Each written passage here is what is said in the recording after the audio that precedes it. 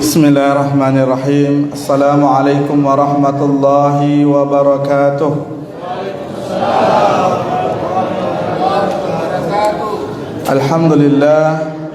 Alhamdulillahilladzi anzala as-sakinata fi qulubil mu'minin wa yazdadu imanan ma'a imanihim.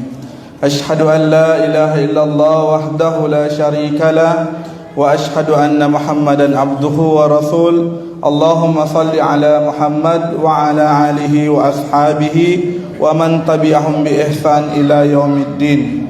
Subhanaka la ilma lana illa ma 'allamtana innaka antal alimul hakim. Rabbi shrah li sadri wa yassir li amri wahlul 'uqdatam min lisani yafqahu qawli. Amma ba'd. Hadirin jamaah taru yang insyaallah dirahmati dan dimuliakan oleh Allah Subhanahu wa taala. Pertama-tama mengajak seluruh jamaah sekalian untuk tiada henti-hentinya memuji dan bersyukur kepada Allah Subhanahu wa taala. Dialah Allah yang telah memberikan begitu banyak nikmat kepada kita semua, baik nikmat yang dirasakan maupun nikmat yang tidak dirasakan. Oleh karena itu, seyogianya sepantasnya kita senantiasa mensyukuri atas apa yang Allah berikan. Salawat dan salam semoga selalu tercurah kepada Rasulullah sallallahu alaihi wasallam, panutan, contoh, teladan bagi kita semua. Bapak Ibu jamaah taru yang dimuliakan Allah Subhanahu wa taala. Alhamdulillah, malam ini kita sudah memasuki malam ke-26 Ramadan. Ya, sungguh perjalanan yang sangat luar biasa. Ramadan sesungguhnya tidak diukur dari siapa yang terbaik atau siapa yang paling terbaik di awal, tetapi diukur siapa yang mampu bertahan hingga akhir. Ibaratnya semua orang ikut lomba berlari. Boleh jadi di pertengahan ada yang lari kiri, ada yang lari kanan. Yang terhitung adalah siapa yang mampu bertahan sampai finish. Itulah yang pejuang sejati di bulan suci Ramadan. Maka maksimalkan jamaah sekalian, di 10 terakhir Ramadan ini, lagi berapa hari Ramadan ini, maksimalkan. Kita tidak tahu kapan Allah memanggil kita, seperti apa kematian kita. Maka kata Rasulullah, 10 terakhir Ramadan ini perkuat ikat pinggang kita, maksimalkan ibadah kita, jadikan Ramadan ini menjadi Ramadan terindah bagi kita semua. Jamaah taru yang dimuliakan Allah Subhanahu wa taala, izinkan saya malam ini sebagaimana MC tadi menyampaikan, tema yang harus saya bawakan malam ini adalah urgensi zakat dan pemberdayaan umat. Berbicara tentang zakat, Bapak Ibu sekalian, ini adalah sebuah kekuatan yang sangat besar. The power of zakat. Ketika zakat ini dimaksimalkan jamaah sekalian, maka dampaknya yang sangat luar biasa. Kita sudah membantu pemerintah bagaimana ketika zakat ini bisa maksimal, maka manfaatnya juga akan luar biasa, terasa. Dan ini menjadi bagian bagaimana kita membantu pemerintah. Sebagaimana di zaman Rasulullah SAW, zakat luar biasa dikumpulkan dengan maksimal. Sampai-sampai Khalifah Umar bin Abdul Aziz pernah kebingungan karena tidak ada lagi orang yang mau terima zakat. Yang ada adalah orang yang bayar zakat, sehingga tidak tahu di mana mau disalurkan ini zakat. Sampai-sampai dia bilang, Umar bin Abdul Aziz, cari pemuda yang mau menikah, kasih nikah pakai dana zakat. Masya Allah. Kira-kira kalau sekarang semangat para jomblo mencari jodohnya, ada dana zakat dikasih pakai nikah. Insyaallah. Jamaah yang dimuliakan Allah Subhanahu wa taala, apa itu zakat? Zakat itu berasal dari kata az-zakah. Suci, bersih, tumbuh, berkembang. Itu. Secara istilah, terminologi, mengeluarkan harta dengan jumlah tertentu, waktu tertentu, dan peruntukannya yang jelas. Itu. Nah, sekarang kita ketahui Bapak Ibu sekalian, jenis zakat ada berapa? Ada 2. Nah, ini yang pertama, ini semua orang tahu. Ya, pasti kalau di zakat, apa itu zakat? Oh ya, zakat fitrah. Semua orang tahu satu itu zakat fitrah adalah zakat badan. Ya, ini yang wajib dikeluarkan semua orang.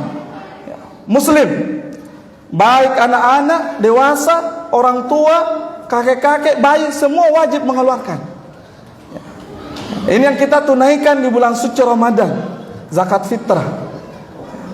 Dan disalurkan juga sebelum Idul Fitri. Ya. Ini zakat fitrah.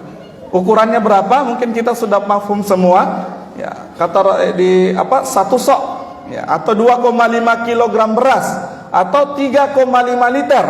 Tapi sekarang, ya, lazimnya orang di Indonesia kasih cukup menjadi 4 liter. Nah, kalau mazhab Syafi'i, ya, tidak membolehkan pakai harus makanan pokok, ya, beras. Ya, jadi apa yang kita makan? Makanan pokok. Jadi kalau di Ponto orang makan jagung, berarti jagung dikeluarkan. Atau di Maluku orang makan apa lagi? Papeda. Ya. Berarti dia kasih keluar sagu, bukan papeda. Ya. Kapurung. Ya, kapurung. Ya, dia kasih keluar sagu. Ya. Nah, kalau mazhab Hanafi, ya, membolehkan itu dengan uang. Jadi terserah kita mau pilih bagaimana. Ya, itu. Jadi boleh dengan uang, boleh juga dengan beras. Nah, ini wajib dikeluarkan, Pak, Bapak Ibu sekalian. Nah, waktunya ditunaikan mulai dari awal Ramadan sampai sebelum khatib naik mimbar. Nah, banyak orang yang salah paham. Banyak orang yang mau keluarkan zakat fitrah nanti detik-detik terakhir. Ya, kalau kita mau kasih keluar pada saat detik-detik terakhir, pertanyaannya siapa yang mau salurkannya? Ya, ini siksa pengurus masjid. Jadi baiknya disalurkan, ya, ditunaikan, ya, boleh jadi mulai di awal Ramadan atau pertengahan atau di akhir Ramadan. Ini waktunya disalurkan. Nah, untuk pengurus masjid, ya, terkadang ya, kita menyalurkannya kan tujuan utama adalah membahagiakan mustahik. Ya, kita kasih beras. Ya, apakah beras saja mau dikasih? Kan tujuan utamanya ini orang kita salurkan zakat fitrah bagaimana dia bahagia menyambut Idul Fitri. Makanya kita berharap kita bukan cuma beras yang diberikan. Kalau bisa, yaitu kalau ada zakat fitrah yang di-store dalam bentuk uang, dikasih juga uang supaya dia bisa bahagia total. Ya, dia bisa beli ikan, dia bisa beli minyak goreng yang sangat mahal atau beli yang lain. Ya, ataupun kalau kita tidak mau kasih uang, boleh dalam bentuk makanan pokok, sembako. Ya, seperti itu penyalurannya. Nah, ini mungkin saya tidak terlalu dalam zakat fitrah. Yang kedua adalah zakat mal. Ya, ini yang paling banyak orang belum tahu. Ya, dan saya mulai sejak 21 Ramadan sampai sekarang saya bahas terus ini zakat, Bapak Ibu sekalian. Karena ini zakat sekali lagi adalah kekuatan yang sangat besar. Utamanya di Sulawesi Selatan ini potensi zakat kita luar biasa, Pak. Ada 12 T. Tetapi yang baru terkelola saat ini sangat minim sekali. Oleh karena itu, ya, ini perlu kewajiban kami para dai, ya, menyampaikan tentang zakat. Zakat mal. Apa itu zakat mal? Zakat mal adalah zakat harta. Ya, ini dikeluarkan oleh orang yang punya harta. Kalau tidak punya harta, ya tidak usah keluarkan. Ya, yang wajib adalah orang yang punya harta dengan sudah mencapai nisab, ya, atau batas harta. Jadi zakat mal ini beda. Ya. Jadi apa bedanya zakat dengan sedekah? Ini yang perlu juga kita luruskan. Sedekah itu semua orang bisa melakukan dan jumlahnya tidak terbatas. Mau orang kaya miskin, semua orang bisa bersedekah dan bentuknya boleh jadi materi, bisa juga non materi. Sementara zakat ini jelas jumlahnya, jelas waktunya, dan jelas peruntukannya. Dasarnya Allah Subhanahu wa taala berfirman dalam surah At-Taubah ayat 103, "Huz min amwalihim shadaqatan tutahhirhim wa tuzakkihim." Ya, ambillah. Ya. Allah memerintahkan kita mengambil, bukan meminta. Ya, makanya itu kodong ada petugas zakat biasa malu-malu, padahal ini adalah Allah sendiri meminta kita ambil. Ya, ambillah harta, ambillah zakat dari harta mereka, ya. Wa tuzakkihim. Waktu takhirihim, waktu zakim, guna membersihkan dan mensucikan harta mereka. Ini dasar kita. Ya, zakat harta ini luar biasa, Pak. Yang pertama mungkin saya langsung mulai zakat emas. Ya, ini kalau bapak-bapak, ya, tidak usah makin bersuara. Ibu-ibu ini yang banyak emasnya. Ya. zakat emas. Zakat emas ya di Sulawesi Selatan ini terkenal. Ya. Orang Sulsel, Bugis, Makassar ya punya emas yang luar biasa, apalagi yang pulang dari haji, banyak. Zakat emas ini hitungannya seperti apa Bapak Ibu sekalian? Ketika kita punya emas 85 gram emas cukup 1 tahun, maka wajib dikeluarkan 2,5%. Jadi ibu yang ada emasnya standarnya adalah nisabnya 85 gram. Jadi kalau seumpama ada emas tas 100 gram, maka hitung maki ya, harusnya di mana kita menyimpan mulai misalnya bulan Muharram kita ada emas tak, kemudian Muharram berikutnya maka wajib ditunaikan. Tapi kebanyakan orang tunaikan di Ramadan untuk mendapat keberkahan yang berlipat. Ya. Ini yang harus kita teruskan juga. Jadi emas ya 80, bagaimana caranya dikeluarkan? Ya, apakah digosok itu emasnya atau bagaimana? Ya, yang jelasnya bukan digosok Pak. Kalau digosok tambahi lagi itu emas tak. Ya, jadi menilainya rupiahnya berapa? Jadi standar emas kita saat ini adalah 900 sampai 1 juta 1 gram. Jadi anggaplah 1 juta. Kalau 85 gram berarti 85 juta. Jadi 100 juta. Jadi kalau 100 gram emas tak berarti 100 juta. Ya, kali maki 2,5% cukup 1 tahun, maka dikeluarkan totalnya 2.500.000 rupiah. Seperti itu. Jadi apalagi kalau ada 200 gram emas tak berarti tinggal 200 juta kali 2,5%, maka dikeluarkan 5 juta rupiah. Seperti itu dihitung. Nah, yang kedua adalah zakat perniagaan. Ya, ini yang banyak Bapak Ibu sekalian, mungkin ada pengusaha di sini. Ya, coba kita hitung ini usaha kita. Ya, cara menghitungnya adalah setara dengan zakat emas 85 gram. Jadi kalau kita punya 85 juta dalam 1 tahun itu wajib dikeluarkan. Cara hitungnya adalah modal berputar ditambah untung ditambah piutang dikurang utang. Ya, itu begitu adilnya Islam. Jadi modal berputar ditambah untung ditambah piutang dikurang utang. Jadi misalnya modal tak ada 100 juta, untung tak selama 1 tahun ada 50 juta, kemudian piutang tak ada 10 juta, dikurang utang. Nah, kita pakai modal berutang di mana? Dikurangi 50 juta misalnya, barulah dikeluarkan zakatnya 2,5%. Ya. Begitu juga dengan zakat pertanian. Ya, ini Bapak Ibu sekalian, mungkin kita di kota jarang temukan sawah, tetapi mungkin boleh jadi ada sawah kita di kampung. Yang banyak kelirunya adalah ya, saudara-saudara kita di kampung ketika habis panen dia tidak hitung, dia bawa ke masjid 1 karung atau 2 karung, kemudian dia terima pengurus masjid. Nah, ambil pengurus masjid, ambil itu beras, kemudian dia jual, kemudian dia pakai pembangunan masjid. Nah, harusnya adalah dihitung dulu. Standar hitungannya zakat pertanian adalah 653 kg beras. Jadi kalau kita menghasilkan beras 653, maka wajib dikeluarkan berapa Bu? Kalau 10% itu tidak ada usaha, maksudnya tidak ada biaya. Ya, semua gratis. Ada air hujan, tidak kita keluarkan pupuk, tapi sekarang jarang dikeluarkan. Semua pakai biaya, sehingga yang dikeluarkan adalah 5%. 5%. Jadi bagaimana caranya? Ini yang lebih mudah di kampung kan biasa kita langsung jual gabah. Ya, jadi hasilnya langsung 6.500.000. Kalau kita jual gabah hasilnya 6 juta ke atas, maka wajib dikeluarkan 5%. Ya, itu. Belum lagi zakat yang lain, ini banyak turunannya, termasuk juga zakat tabungan. Ya, Bapak Ibu sekalian yang punya tabungan di bank. Ya, kita punya tabungan di bank. Ya, kalau sudah nilainya 85 juta ke atas, wajib dikeluarkan selama 1 tahun. Apalagi yang miliaran-miliaran di bank, ya kasih keluar Ki. Ya, sebenarnya Islam menganjurkan kita itu jangan simpan uang, tapi olah dia. Ya, kan yang kalau mau dikeluarkan zakatnya yang produktif, misalnya ketika kita kelola uangnya bukan uang tabungan kita yang dihitung, tapi hasilnya misalnya dikelola dalam bentuk usaha, maka bukan uangnya dihitung, tapi hasil dari usaha kita.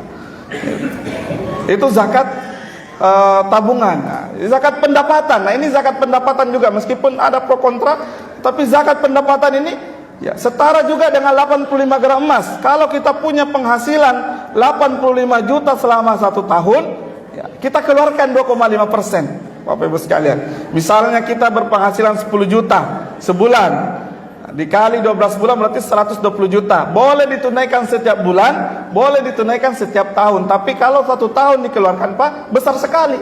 Ya, alangkah baiknya dikeluarkan per bulan. Misalnya kita punya 10 juta gaji, keluarkan memang 2,5% berarti 250 ribu rupiah. Jamaah sekalian, ini mungkin sebagian dari jenis zakat harta. Intinya, ya, ketika zakat ini dimaksimalkan, Masya Allah, sungguh luar biasa. Dan setiap harta kita yang kita miliki, Bapak Ibu sekalian, itu tidak semuanya milik kita. Ada haknya orang lain. Ini yang perlu kita cermati bersama. Seperti kita beli ikan, ya, kalau kita makan ikan, tidak semuanya kita makan. Pasti ada tulangnya, ada apanya. Kalau kita makan itu tulang, membahayakan bagi kita. Beli buah, pasti tidak semuanya juga kita makan. Masa kulitnya kita makan, pasti kita buka, kita buang sebagian. Itulah juga seperti harta kita, zakat kita. Beli kain ibu-ibu, tidak semuanya kainnya mau dipakai, pasti ada yang digunting. Itulah zakat. Jadi zakat ini sungguh luar biasa manfaatnya. Nah, bagaimana kita menyalurkan zakat? Apakah boleh langsung disalurkan sendiri atau dititip ke lembaga zakat? Ataukah Basnas? LAS atau Basnas. Kalau lembaga amil zakat banyak di Makassar, Bapak Ibu sekalian. Kebetulan saya juga kerja di lembaga zakat. Ya, kita di sini ada lembaga zakat di Sulsel yang resmi, ada inisiatif zakat, ada dompet duafa, ada WIS, Wahda Inspirasi Zakat, ada rumah zakat, ada DT Peduli, yatim mandiri, rumah yatim dan sebagainya. Semua adalah lembaga zakat. Mereka ini punya misi yang luar biasa. Ya. Sebenarnya kita punya zakat. Ya, mau kasih tetangga kita itu boleh-boleh saja, Bapak Ibu sekalian. Tetapi ya, dengan memberikan zakat langsung kepada orang tersebut mustahik, itu mengajarkan kepada mereka untuk tidak mandiri. Karena zakat ini sebenarnya diminta untuk produktif. Ya, kalau zakat fitrah memang dibagi habis, pendek nafasnya. Tetapi zakat mal ini panjang nafasnya. Luar biasa ketika misalnya di kampung ini kita kumpulkan zakat mal, lalu dikelola dengan baik, Masya Allah, luar biasa. Misalnya seorang ada anak yatim, ya, cari anak yatim, dibiayai dari dana zakat, ya, dibiayai sekolahnya, itu kan produktif. Kemudian cari juga misalnya ada pedagang-pedagang kecil, ya, ya, dikasih dana zakat, ya, sehingga dia terhindar dari rentenir atau uang riba, ya, ataukah yang lain. Misalnya, alhamdulillah dengan lembaga zakat itu membuat program dengan produktif, bagaimana memberdayakan mustahik.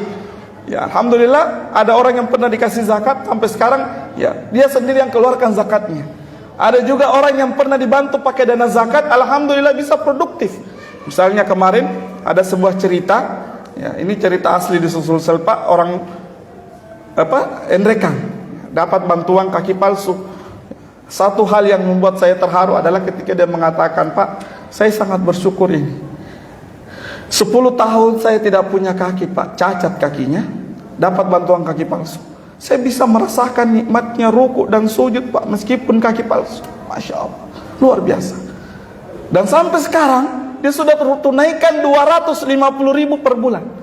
Dia punya bisnis percetakan, tukang jahit dan sebagainya. Itu efeknya zakat, Pak. Dari awalnya menjadi mustahik, menjadi muzaki. Ya, awalnya dibantu, sekarang dia yang mengeluarkan. Ada juga cerita anak yatim, ya, kita berikan beasiswa di Unhas, selesai kemudian hafiz Quran, lanjut S2 di Jepang, lanjut S2 di Australia. Masya Allah, sesuatu yang kita tidak bisa pikir. Ini anak yatim, seandainya bukan dana zakat dipakai, mungkin dia tidak bisa kuliah. Ini yang harus kita pikirkan, bahwasanya zakat ini mampu memberikan efek sosial yang sangat besar. Sehingga dengan berzakat, insya Allah menyucikan kita, memberikan keberkahan buat kita. Ya, jadi setiap harta yang kita keluarkan itu adalah membersihkan harta kita dan membuat keberkahan, barokah, ya, keberkahan dalam diri kita, keluarga kita. Jamaah taruh yang dimuliakan oleh Allah Subhanahu wa taala, ini mungkin yang sangat panjang lebar sekali, sehingga ya, saya mengambil kesimpulan bahwasanya dengan membiasakan kita mengeluarkan zakat. Zakat ini adalah sesuatu yang membuat kita bahagia.